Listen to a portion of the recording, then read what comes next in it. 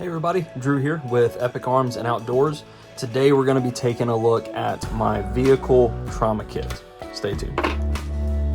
So I know I said that I was going to be going over my vehicle trauma kit. Technically this is my girlfriend's. Just finished wrapping this up for her vehicle. Mine is identical with the only difference of I have different brand tourniquets. They're the same style. We'll get to that in just a moment. And then I wear extra large gloves and she wears extra small gloves. So that's going to be the only difference between both of our kits. Let's go ahead and dive in. So this is the Save Your Equipment Rip Away Molly IFAC Pouch. So you've got the two Molly strips right here. You can weave it through the Molly. It did come with a buckle that you can see I kind of cut off here. I don't need that, but the buckle comes all the way around and clips right here. I just didn't see a need for that, but this is rip away, so you've got Velcro on the back there. I don't know exactly where she's going to keep this in the vehicle. She'll probably keep it either attached to the back headrest or somewhere like, you know, underneath one of the front seats. But we've got a huge Velcro panel here, so I put just a Red Cross patch right there. You do have some laser cut Molly on the front.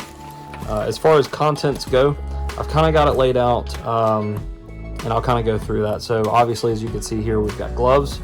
I've got an emergency bandage, or blanket rather. I've got some just El Cheapo trauma shears.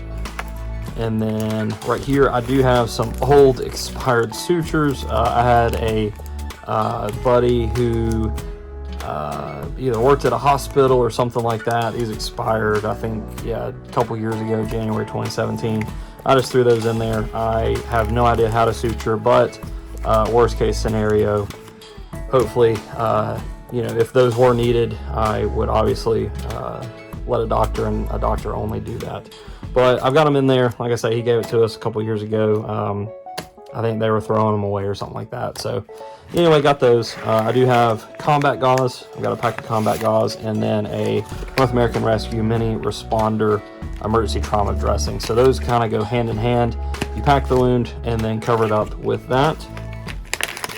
I'm going to try to stuff all this back in here so I don't get everything messy. I've got a pair of Hyfin compact chest seals by North American Rescue again. And then in this back sleeve here, I think that's all I've got. I've got a couple ABD pads for abdominal wounds and stuff like that.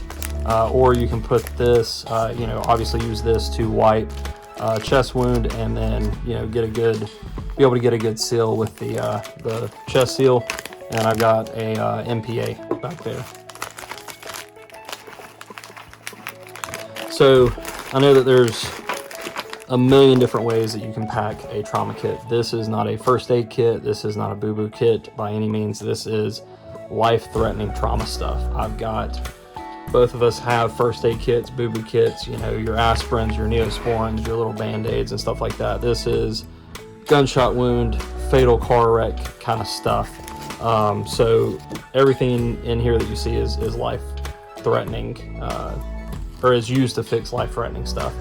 So in this main pouch here, I have a Sharpie for doing the time on the two tourniquets. These are the Recon Medical Gen 4 tourniquets. I have the Gen 7 cats in mine. That's the only difference. I know the guys at Recon pretty well. I've tested these myself and they are awesome. You've got a metal windlass instead of the plastic with the North American Rescue. On the Gen 4s, you actually have a reinforced buckle. It's got it's a titanium reinforced, so that thing is not going to break or snap. Neither is the windlass. And like I say, I've tested them personally. Lots of people have been testing them as of late, and they work.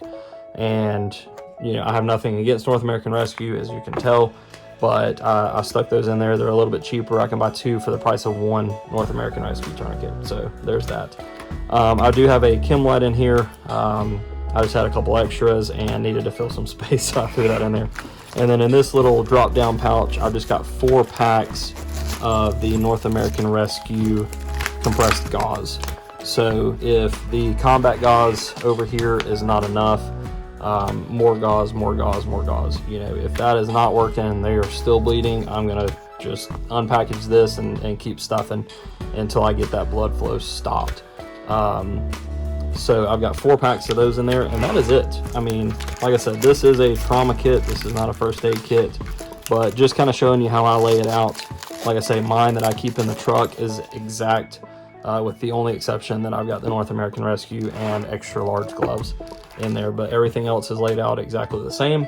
So if we're in the truck and she needs to use this for me or for somebody else, she knows where it is and she knows the exact layout because it's the exact same as hers. If you have any questions, feel free to ask them. I will include links to most of the stuff, everything that I can find on Amazon, I will include it. And like I say, using those links definitely helps the channel out.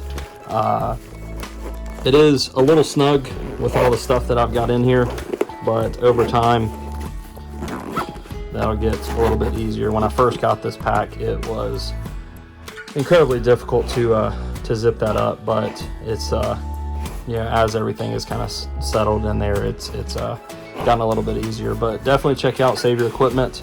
There's their logo there. They make awesome gun cases. They make, as you can see, medical pouches. They've got backpacks for shooting range supplies and stuff like that. I'll definitely link them below as well. Give them a follow, and you'll see a little subscribe button right around here. If you'll do me a favor, subscribe, that would be awesome. Thanks guys, have an awesome day.